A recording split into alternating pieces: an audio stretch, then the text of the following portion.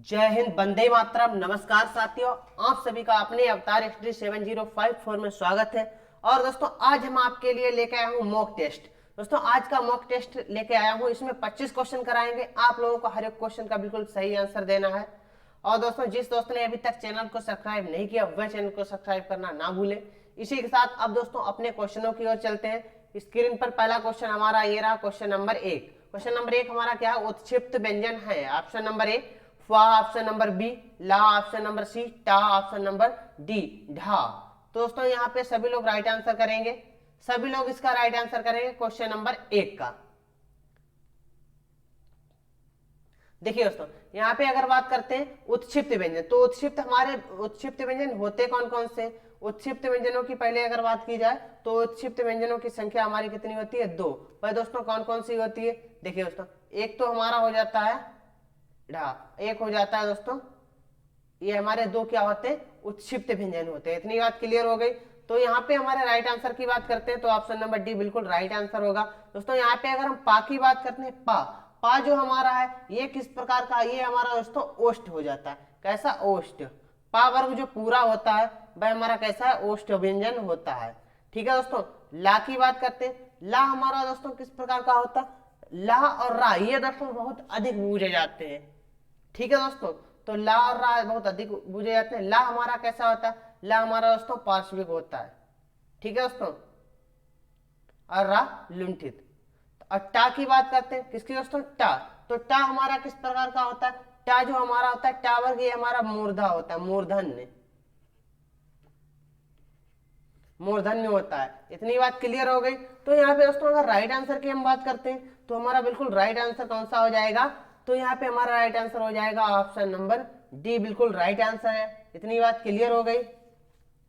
ठीक है दोस्तों, इसी के साथ आगे बढ़ेंगे और बात करते हैं क्वेश्चन नंबर 2। हिंदी की प्रथम कहानी का नाम बताइए। Option number A Prem Sagar, option number B Rani Ketki की कहानी, option number C Akashdeep, option number D Indumati. तो सभी लोग इसका राइट आंसर करेंगे। किसका दोस्तों?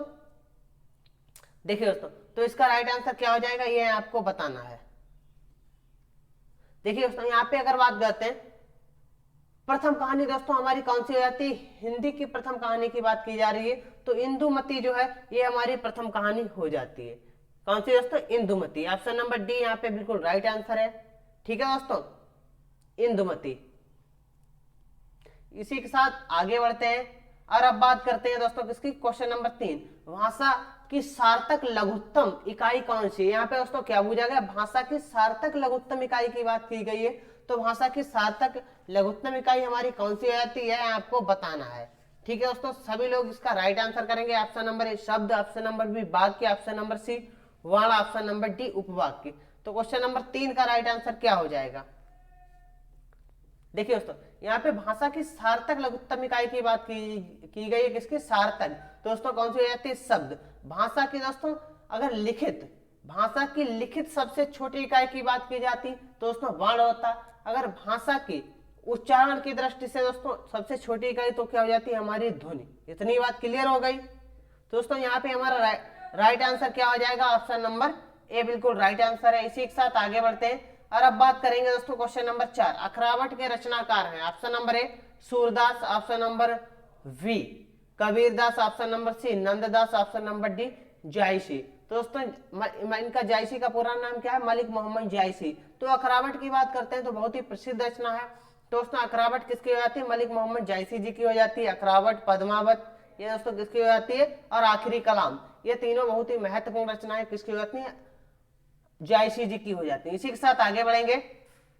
अब बात करते हैं क्वेश्चन नंबर 5। द्वैत व्यंजन का प्रयोग किस शब्द में नहीं हुआ है? तो दोस्तों यहाँ पे आपको बताना है द्वैत व्यंजन का प्रयोग किस शब्द में नहीं हुआ है।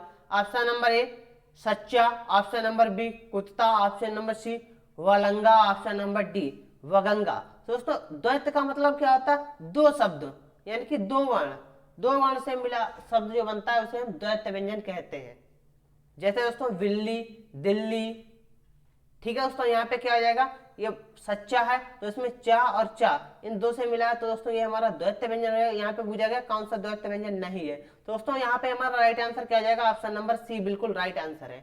इसी के साथ आगे बढ़ेंगे बात करते हैं क्वेश्चन नंबर 6, अत्याचार और दिव्यांग में कौन सी संधि है? ऑप्शन नंबर ए वृद्धि, ऑप्शन नंबर बी गुण, ऑप्शन नंबर सी अयादि, ऑप्शन नंबर डी यण। दोस्तों अत्याचार में कौन सी संधि होगी ये आपको बताना है। और दोस्तों संधि के भेद कितने होते हैं ये आपको बताना है। तो संधि के अगर भेदों की बात करते हैं तो संधि के कितने भेद होते हैं? 3। कौन कौन से होते हैं? स्वर संधि, व्यंजन संधि और विसर्ग संधि। और दोस्तों पूछ दिया जाए स्वर संधि के कितने भेद होते हैं? स्वर संधि की अगर बात की जाए तो स्वर संधि के दोस्तों कितने भेद होते हैं? 5। इतनी बात क्लियर। यहाँ पे अत्याचार और दिव्यांग में दोस्तों आपने पढ़ा था दोस्तों या क्या दोस्तों या और वा से पहले कोई आधा वर्ण आए तो दोस्तों वहां पे हमारी कौन सी संधि हो जाएगी? यण संधि हो जाएगी। तो यहाँ पे ऑप्शन नंबर डी बिल्कुल राइट आंसर है। इसी के साथ आगे बढ़ेंगे और अब बात करते हैं क्वेश्चन नंबर 7, निम्न में स्त्रीलिंग है। यहाँ पे आपको स्त्रीलिंग बताना है। Option number A juice, option number B नीलम, ऑप्शन नंबर सी मूंगा, ऑप्शन नंबर डी क्या दोस्तों झल्लाहट। दोस्तों यहाँ पे पूछेगा स्त्रीलिंग। जूस क्या पिया जाता है, नीलम होता है, मूंगा होता है दोस्तों, झल्लाहट क्या? झल्लाहट, कड़वाहट, चिपचिपाहट ये दोस्तों क्या होती है। तो यहाँ पे ये हमारा क्या हो जाएगा? स्त्रीलिंग शब्द हो जाएगा। ऑप्शन नंबर डी बिल्कुल राइट आंसर है। इसी के साथ आगे बढ़ेंगे और बात करते हैं क्वेश्चन नंबर 8। क्वेश्चन नंबर 8 की बात करते हैं, कबीर ने रहीम से कहा वाक्य में कौन सा कारक है? बहुत ही महत्वपूर्ण क्वेश्चन है। इसमें दोस्तों अधिकतर बच्चे क्या कंफ्यूज हो जाते हैं। इंपॉर्टेंट क्वेश्चन लगा लीजिए। ऑप्शन नंबर ए करण कारक, ऑप्शन नंबर बी संप्रदान कारक, ऑप्शन नंबर सी कर्म कारक, ऑप्शन नंबर डी अधिकरण कारक। दोस्तों क्या रहीम ने किससे कहा? सॉरी कबीर ने किससे कहा? रहीम से कहा।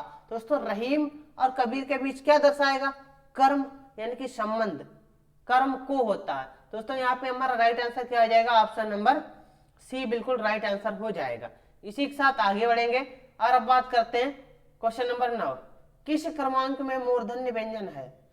ऑप्शन नंबर ए चा, ऑप्शन नंबर बी खा, ऑप्शन नंबर सी फा, ऑप्शन नंबर डी टा।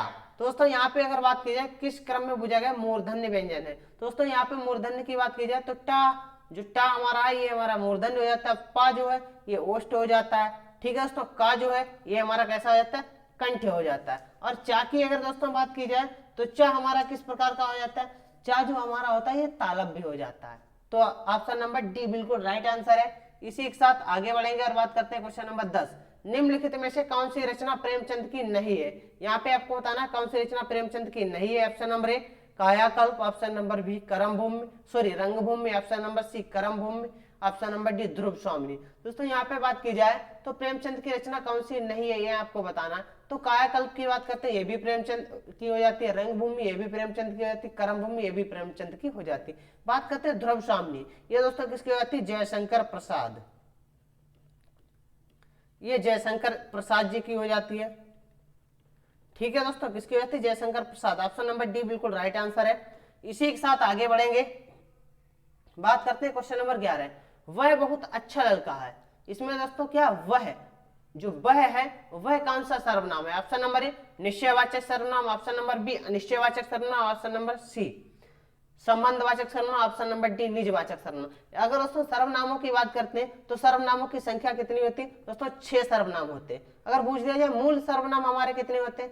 मूल सर्वनामों की संख्या, तो मूल सर्वनामों की संख्या दोस्तों कितनी होती है? 11 होती है। इतनी बात क्लियर हो गई। और पुरुषवाचक के अंतर्गत हमारे कितने सर्वनाम आते हैं? पुरुषवाचक के अंतर्गत हमारे 3 आते हैं, उत्तम, मध्यम और अन्य। तो यहाँ पे पूछा वह जो है वह हमारा किस में आ जाएगा? निश्चयवाचक में आ जाएगा। ऑप्शन नंबर ए बिल्कुल राइट आंसर। इसी के साथ आगे बढ़ेंगे और बात करते हैं क्वेश्चन नंबर 12, भाषा विज्ञान की दृष्टि से क्या दोस्तों वड़ों किस प्रकार का स्वर है? ऑप्शन नंबर ए फर्स्ट विव्रत, ऑप्शन नंबर बी अग्र संव्रत, ऑप्शन नंबर सी अग्र विव्रत, ऑप्शन नंबर डी फर्स्ट संव्रत। तो सभी लोग इसका राइट आंसर करेंगे। तो यहाँ पे हमारा राइट का आंसर क्या हो जाएगा? देखिए दोस्तों, यहाँ पे अगर बड़ों की बात की जा रही है बड़ों की, तो ये हमारा किसके अंतर्गत आएगा? पश्च संव्रत के अंतर्गत आएगा। ऑप्शन नंबर डी बिल्कुल राइट आंसर। इसी के साथ आगे बढ़ते हैं और अब बात करेंगे दोस्तों क्वेश्चन नंबर 13। क्वेश्चन नंबर 13 की बात की जाए, मीठा शब्द में किस प्रत्यय का प्रयोग हुआ है? ऑप्शन नंबर ए मीठा, ऑप्शन नंबर बी ठास, ऑप्शन नंबर सी आस, ऑप्शन नंबर डी प्यास। दोस्तों मिठास, यहाँ पे प्रत्यय अगर दोस्तों प्रत्यय की बात की जाए, प्रत्यय जो है वह शब्द के अंत में लगकर उसका अर्थ बदल देता है, तो उसी को हम क्या कहते हैं? प्रत्यय कहते हैं। ठीक है दोस्तों। तो यहाँ पे प्रत्यय की बात की जाए, कौन सा प्रत्यय लगा हुआ मिठास में, तो देखिए दोस्तों बोलते हैं मिठास, तो दोस्तों क्या निकलता है लास्ट में आस, तो यहाँ पे हमारा प्रत्यय क्या लग जाएगा आस। ऑप्शन नंबर सी बिल्कुल राइट आंसर। इसी के साथ आगे बढ़ते हैं, बात करते हैं क्वेश्चन नंबर 14, कौन सी ध्वनि महाप्राण नहीं है। यहाँ पे आपको बताना है महाप्राण नहीं है। दोस्तों महाप्राण की पहले जान लेते हैं महाप्राण होता क्या है और कौन कौन से व्यंजन हमारे महाप्राण होते हैं। देखिए दोस्तों, प्रत्येक वर्ग का दूसरा और चौथा क्या होता है महाप्राण। और अल्प प्राण की बात करते हैं, किसकी, अल्प प्राण। तो अल्प प्राण का किसे कहते हैं, प्रत्येक वर्ग का पहला, तीसरा और पांचवा वर्ण हमारा क्या होता है अल्प प्राण। यहाँ पे दोस्तों का हमारा क्या होता है दूसरा, घा चौथा हो जाता है, और जा हमारा कैसा हो जाता है तीसरा, झा चौथा। तो यहाँ पे तीसरा कौन होता है जा। तो ऑप्शन नंबर सी बिल्कुल राइट आंसर, ये हमारा महाप्राण नहीं है। इसी के साथ आगे बढ़ेंगे और अब बात करेंगे क्वेश्चन नंबर 15, हिंदी की आदि जननी किसे कहा जाता है। आदि जननी क्या है या दोस्तों किसे कहते हैं, तो यहाँ पे option number A Pali, option number B संस्कृति, option number C Apabhramsha, option number D प्रकृति। तो दोस्तों क्वेश्चन नंबर 15 का राइट आंसर की बात करते हैं, तो यहाँ पे हमारा राइट आंसर क्या हो जाएगा संस्कृति, ऑप्शन नंबर बी बिल्कुल राइट आंसर। इसी के साथ आगे बढ़ते हैं और अब बात करते हैं क्वेश्चन नंबर 16, भारतीय संविधान में हिंदी भाषा को मान्यता कब प्रदान की गई, ये आपको बताना है। ऑप्शन नंबर 14 सितंबर 1949, ऑप्शन नंबर बी 15 सितंबर 1949, ऑप्शन नंबर सी 14 सितंबर 1950, ऑप्शन नंबर डी 15 सितंबर 1950। ठीक है दोस्तों, सभी लोग इसका राइट आंसर करेंगे। और दोस्तों विश्व हिंदी दिवस हमारा कब मनाया जाता है ये भी आपको बताना है, और हिंदी दिवस कब मनाया जाता है ये भी आपको बताना है। देखिए दोस्तों, यहाँ पे हिंदी दिवस की अगर बात की जाए, किसकी, हिंदी दिवस की, तो दोस्तों हिंदी दिवस हमारा कब मनाया जाता है, हिंदी दिवस हमारा मनाया जाता है दोस्तों 14 सितंबर को। कब दोस्तों, 14 सितंबर को, 14 सितंबर को मनाया जाता है। दोस्तों विश्व हिंदी दिवस की अगर बात करते हैं, विश्व हिंदी दिवस की बात करते हैं, तो विश्व हिंदी दिवस हमारा कब मनाया जाता है, तो विश्व हिंदी दिवस मनाया जाता है हमारा 10 जनवरी को। ये दोस्तों क्वेश्चन परीक्षा में आते जरूर है यहाँ से। ठीक है दोस्तों, तो यहाँ पे हमारा राइट आंसर की बात करते हैं तो 14 सितंबर 1949 हो जाएगा। इसी के साथ आगे बढ़ते हैं, बात करते हैं क्वेश्चन नंबर 17, वीणा पाणी में समास है। ऑप्शन नंबर ए बहुब्री, ऑप्शन नंबर बी कर्मधारय, ऑप्शन नंबर सी द्वंद्व, ऑप्शन नंबर डी अव्ययभाव। वीणा पाणी, तो वीणा पाणी की अगर बात करते हैं इसमें हमारा समास कौन सा हो जाएगा, वीणा पाणी, वीणा को धारण करने वाली, अर्थात दोस्तों किसकी बात की जा रही है, किसी तीसरे की बात की जा रही है। तो वीणा को कौन धारण करता है, तो दोस्तों कौन, सरस्वती माता। तो ऑप्शन नंबर ए बिल्कुल राइट आंसर है, क्या बहुब्रीय समास हमारा हो जाएगा। किसी तीसरे की बात की जा रही हो तो भाई हमारा किस में जाएगा, बहुब्रीय में। इसी के साथ आगे बढ़ते हैं और बात करते हैं क्वेश्चन नंबर 18, कपाट का तद्भव शब्द है। ऑप्शन नंबर ए कपड़ा, ऑप्शन नंबर बी किवाड़, ऑप्शन नंबर सी कांटा, ऑप्शन नंबर डी कमर। तो दोस्तों कपाट की अगर तद्भव की बात करते हैं तो कपाट हमारा क्या होता है दोस्तों, तद्भव होता है। कपाट के किसकी दोस्तों, कपाट के अगर हम तत्सम की बात करें तो कपाट का हमारा तत्सम क्या हो जाता है, किवाड़। किवाड़ को ही कपाट कहते हैं। इसी के साथ आगे बढ़ते हैं, बात करते हैं क्वेश्चन नंबर 19, चूरण। क्या दोस्तों, चूरण किस प्रकार का शब्द है। ऑप्शन नंबर ए तत्सम, ऑप्शन नंबर बी अर्ध तत्सम, ऑप्शन नंबर सी तद्भव, option number D option number D तद्भव, ऑप्शन नंबर सी देशज। तो यहाँ पे बात करते हैं चूर्ण। तो चूर्ण जो शब्द है ये हमारा किस प्रकार का, चूर्ण शब्द जो है भाई हमारा कैसा होता है, अर्ध तत्सम हो जाएगा। इसी के साथ आगे बढ़ेंगे और बात करते हैं क्वेश्चन नंबर 20, अहेर शब्द का तत्सम रूप। ऑप्शन नंबर ए अरहेर, ऑप्शन नंबर बी अहिर, ऑप्शन नंबर सी अषाढ़, ऑप्शन नंबर डी आखेट। तो अहेर की अगर तत्सम की बात करते हैं तो अहेर का तत्सम हमारा क्या रहता है, अखेट हो जाता है, आखेट। तो ऑप्शन नंबर डी बिल्कुल राइट आंसर। इसी के साथ आगे बढ़ेंगे और अब बात करते हैं क्वेश्चन नंबर 21, उपसर्ग। उपसर्ग का प्रयोग होता है। ऑप्शन नंबर शब्द के आदि में, ऑप्शन नंबर बी शब्द के मध्य में, ऑप्शन नंबर सी शब्द के अंत में, ऑप्शन नंबर डी इनमें से कोई नहीं। दोस्तों आदि, एक तो हमारा आदि होता है, एक अंत होता है। आदि जो होता है वह हमारा शुरुआत के लिए लगता है और अंत जो होता है वह हमारा आखिर के लिए लगता है। ठीक है दोस्तों, तो यहाँ पे अगर बात की जाए तो दोस्तों उपसर्ग का प्रयोग किसके लिए होता है, आदि, और प्रत्यय अंत में होता है। ठीक है दोस्तों, तो ऑप्शन नंबर ए बिल्कुल राइट आंसर। इसी के साथ आगे बढ़ते हैं, बात करते हैं क्वेश्चन नंबर 22, निम्नलिखित में से कौन सा शब्द बहुब्रीहि समास का उदाहरण है। ऑप्शन नंबर ए त्रिभुज, ऑप्शन नंबर बी दशानन, option number C Navratra, option number D त्रिलोक। तो यहाँ पे दोस्तों किसकी, बहुब्रीहि समास की बात की जा रही है। तो हमने दोस्तों बताया किसी तीसरे की बात की जा रही है उसके माध्यम से, तो वह हमारा क्या हो जाएगा, बहुब्रीहि। जैसे दोस्तों दशानन, 10 है जिसके आनन, अर्थात 10 है 10 सिरों वाला। तो दोस्तों कौन था 10 सिरों वाला, रावण, अर्थात दोस्तों यहाँ पे रावण की बात की जा रही है, तो यहाँ पे बहुब्रीहि समास हो जाएगा। बाकी त्रिभुज में दोस्तों क्या पहला पद संख्यावाची होता है, तो उसमें हमारा द्विगु समास होता है।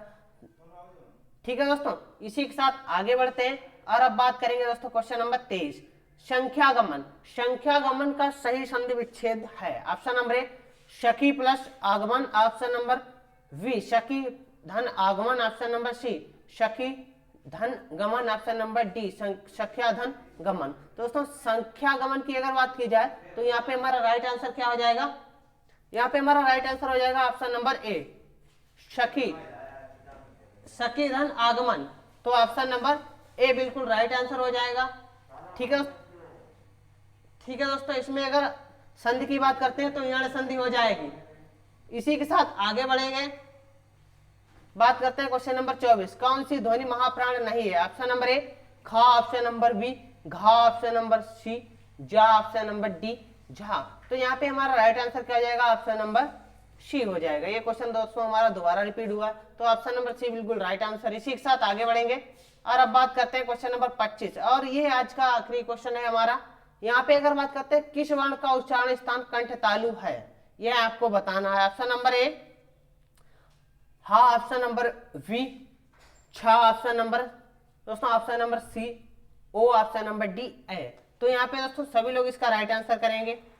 देखिए दोस्तों यहाँ पे अगर बात करते हैं किस वर्ण का कंठ तालु से संबंध है, कंठ तालु की बात करते हैं तो कंठ तालु के अंतर्गत हमारा कौन सा आ जाता है, जो अ जो है ये हमारा कंठ तालु के ए और अ ये कंठ तालु के अंतर्गत आते हैं।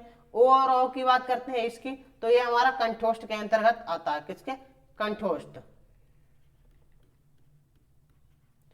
कंठोष्ठ के अंतर्गत आता है। दोस्तों छा की अगर बात करते हैं ये हमारा तालव्य के अंतर्गत आता है। ठीक है दोस्तों, हा जो है हा हमारा कैसा है, स्वर यंत्रीय, स्वर यंत्रीय व्यंजन है। ठीक है दोस्तों, तो यहाँ पे हमारा राइट आंसर क्या है, ऑप्शन नंबर डी। आज की क्लास कैसी लगी सभी लोग कमेंट करके बताएंगे। ठीक है दोस्तों, इसी के साथ मिलते हैं कल की क्लास में नए टॉपिक के साथ। सभी दोस्तों को मेरी तरफ से जय हिंद जय भारत।